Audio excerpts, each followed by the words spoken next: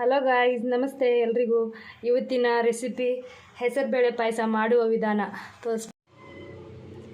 1 ಕಪ್ಪು ಹೆಸರುಬೇಳೆಗೆ 1 ಕಪ್ಪು ಬೆಲ್ಲ ಮತ್ತು ಕಾಯಿ ತುರಿ ಮತ್ತು ಅದರಲ್ಲಿ ಏಲಕ್ಕಿ ಗಸಗಸೆ ಹಾಕಿಬಿಟ್ಟು ರುಬ್ಬಿರೋದು ಪೇಸ್ಟು, ಗೋಡಂಬಿ ದ್ರಾಕ್ಷಿ ಹಾಕಿಟ್ಟಿರೋದು. ಗ್ಯಾಸ್ ಆನ್ ಮಾಡಿ ಬಾಣಲಿ ಇಟ್ಟಿದ್ದೀವಿ.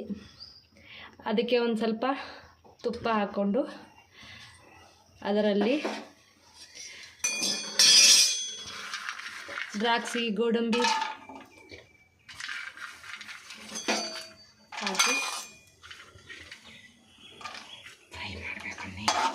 ಫ್ರೈ ಮಾಡಬೇಕು. ಹೇಗೆ ಬಂತು ನೋಡಿ, ಲೈಟಾಗಿ ಫ್ರೈ ಮಾಡಿಕೊಂಡು ಈಗ ಒಂದು ಪ್ಲೇಟಿಗೆ ತೆಗೆದುಕೊಳ್ಳೋಣ. ಅದೇ ತುಪ್ಪಕ್ಕೆ ಹೆಸರುಬೇಳೆ ಹುರ್ಕೊಳ್ಳೋಣ.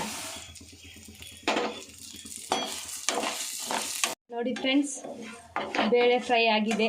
ಈಗ ಒಂದು ತಟ್ಟೆಯಲ್ಲಿ ತಕ್ಕೊಳ್ಳೋಣ. ಈಗ ಕುಕ್ಕರ್ ಇಟ್ಟಿದ್ದೀವಿ.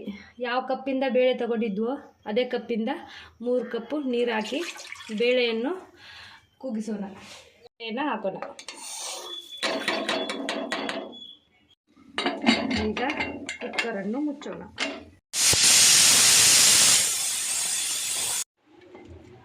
ನೋಡಿ ಗೈಸ್, 2 ವಿಸಿಲ್ ಹಾಕ್ಸಿದ್ದೀವಿ. ಬೇಳೆ ಬೆಂದಿದೆ. ಈ ಥರ ಬೆಂದಿದ್ರೆ ಸಾಕು.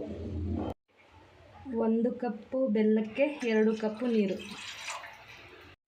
ಬೆಲ್ಲನ್ನು ನೀರಲ್ಲಿ ಕರಗಿಸೋಣ. ನೀರು ಕುದ್ದಿದೆ.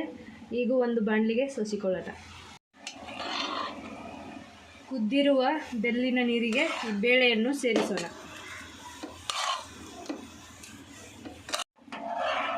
ಕಾಯಿಯ ಹಾಲನ್ನು ಇದರಲ್ಲಿ ಬೇರಿಸೋಣ.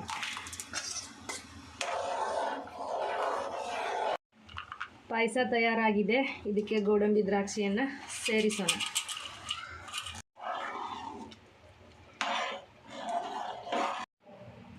ಹೆಸರುಬೇಳೆ ಪಾಯಸ ಸೇವಿಸಲು ಸಿದ್ಧ. ನಾವು ಮಾಡಿರುವ ವಿಡಿಯೋ ನಿಮಗೆ ಇಷ್ಟ ಆದರೆ ಕಮೆಂಟ್ ಮಾಡಿ, ಲೈಕ್ ಮಾಡಿ, ಸಬ್ಸ್ಕ್ರೈಬ್ ಮಾಡಿ, ಶೇರ್ ಮಾಡಿ. Thank you guys.